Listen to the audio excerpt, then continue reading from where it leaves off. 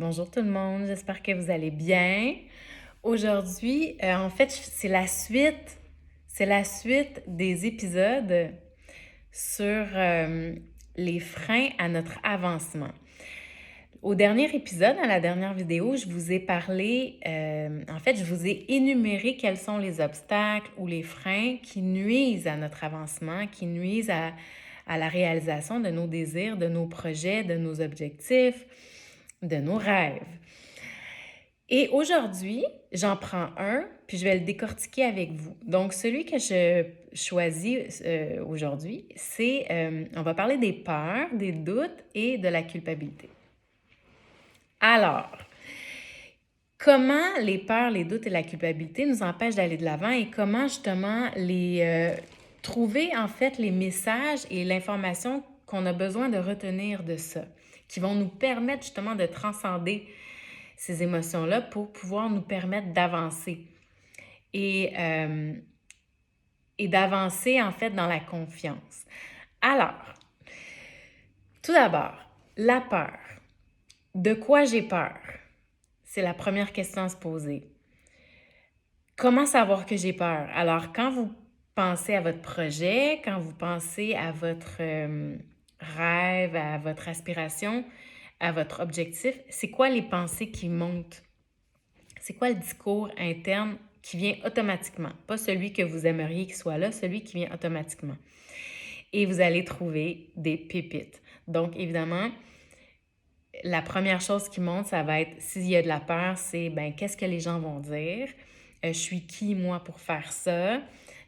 Ça marchera pas, de toute façon. J'ai peur de me tromper. Si je me trompe, qu'est-ce qui arrive? Même chose pour le doute.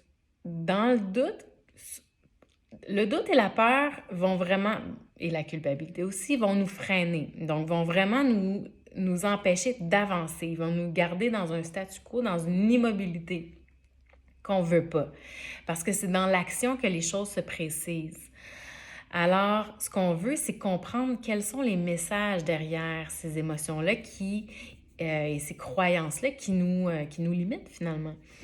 Donc, la peur. De quoi j'ai peur? Donc, tout d'abord, savoir quel est le discours interne qui vient avec l'idée du projet. De quoi j'ai peur? Est-ce que j'ai peur de me tromper? Est-ce que j'ai peur d'avoir honte? Est-ce que j'ai peur de me faire rejeter? Est-ce que j'ai peur de m'abandonner moi-même? Est-ce que j'ai peur de me tromper? Est-ce que j'ai peur de la réaction des gens? Dans le doute, ça sera à ce moment-là, le doute, il peut y avoir des peurs derrière le doute. Alors, qu'est-ce qui me fait douter?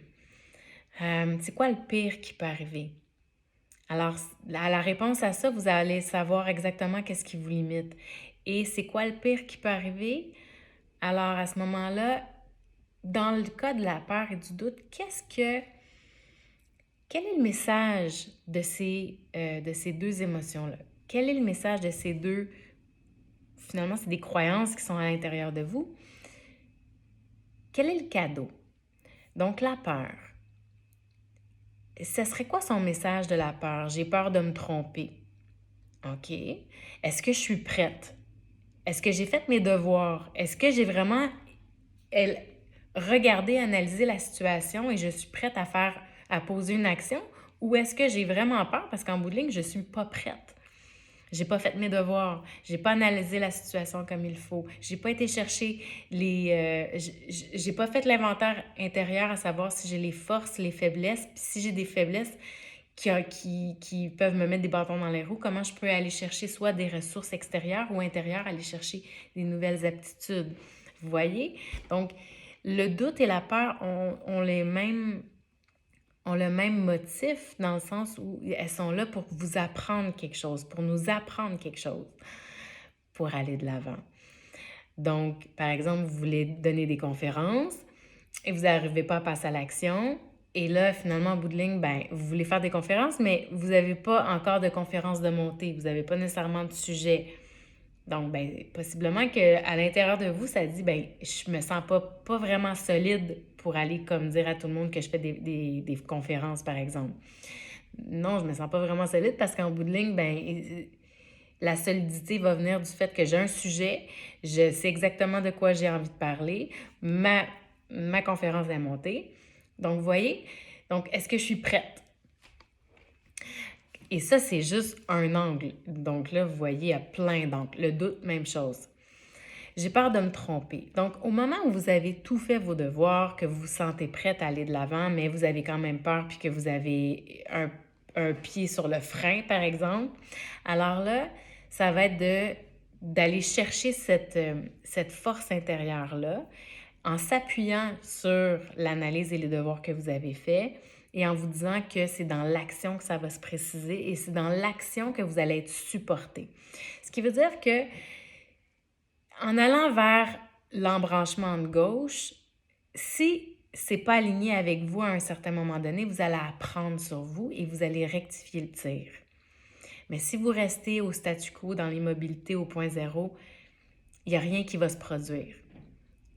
Et souvent, ce qui est terrible, c'est qu'on commence à se conter des histoires pour se dire, ben, c'est pas fait pour moi, j'ai pas vraiment envie de faire ça.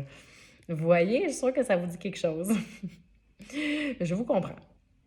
Donc, alors là, c'est vraiment dans l'action. Et des petits pas par petits pas, et vous allez voir, la peur va toujours exister.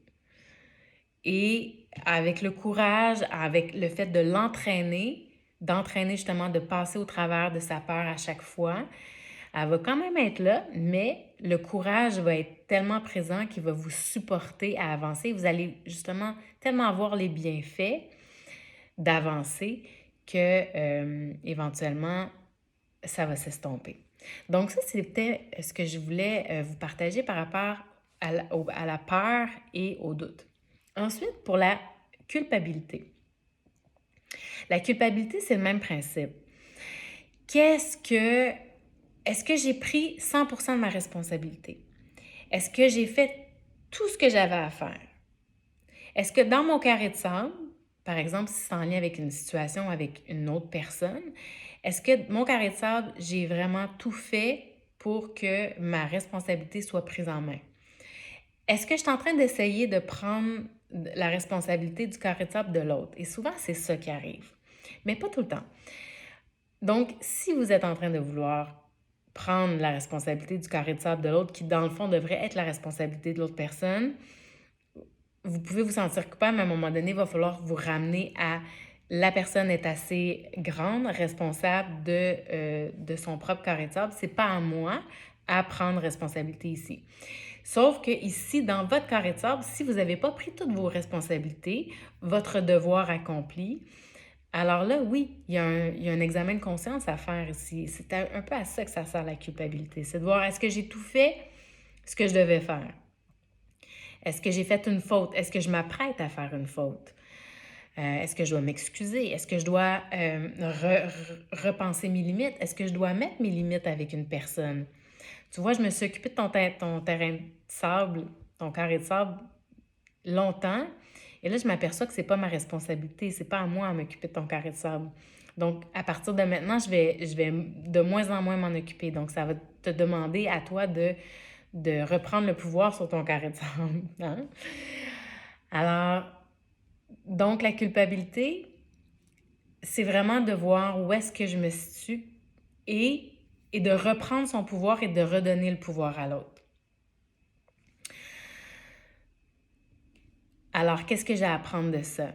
Et encore une fois, ben, il y a des peurs en arrière de ça. J'ai peur de la blesser, j'ai peur de briser la relation, j'ai peur de me tromper, etc., etc. Donc, c'est là où ça ouvre un espace d'auto-analyse, un espace de, non seulement d'auto-analyse, mais de discussion aussi avec l'autre personne. Alors, ce sont tous en fait, ce sont des beaux cadeaux d'introspection que sont la culpabilité, la peur et le doute. Donc, si vous vivez un de ces freins-là, un de ces obstacles-là, quel est le message? Quel est le cadeau? Qu'est-ce que vous avez à apprendre de ça? Et en vous posant toutes les questions, vous allez voir, il y a vraiment beaucoup de stabilité qui va s'installer, de confiance qui va s'installer, de pouvoir. Et donc, cette confiance-là va se traduire en action. et vous allez continuer à avancer et à apprendre, à apprendre. Ah, j'ai pris le chemin à droite, puis finalement, ben c'était à gauche qu'il fallait que j'aille, ou finalement, c'était le chemin du centre. Mais j'ai exploré le chemin de droite. Si j'avais jamais pris une action, je ne saurais même pas ce qu'il y a sur le chemin droit. Alors maintenant, je sais un peu ce qu'il y a là, puis ben, finalement, c'est pas très aligné avec moi. Fait que finalement, c'est tout le temps ça. C'est pas de se tromper, mais plutôt d'apprendre à se connaître et de se réaligner avec qui on est vraiment. Alors, il y a jamais vraiment d'erreur, il y a juste des apprentissages. Ça m'a fait plaisir de vous parler aujourd'hui, encore une fois. Et on a eu le temps juste de parler de la peur, doute et culpabilité. Donc, la prochaine fois que je vais vous parler, épisode 3, alors on parlera peut-être du manque de vision, de concentration, d'éparpillement. Et peut-être on aura le temps aussi de voir la discipline et la motivation. Donc, restez là avec moi. Je vais revenir justement en vidéo. Ça ne sera pas demain, alors ça sera possiblement jeudi ou vendredi. Alors, au plaisir de vous retrouver. Puis j'aimerais vraiment savoir vos commentaires, à savoir s'il y a des questions qui restent, si vous avez envie de partager des choses avec nous et s'il y a des choses que j'ai oubliées. Alors, c'est une discussion. J'ai vraiment hâte de vous lire et j'ai vraiment hâte de vous reparler. À bientôt!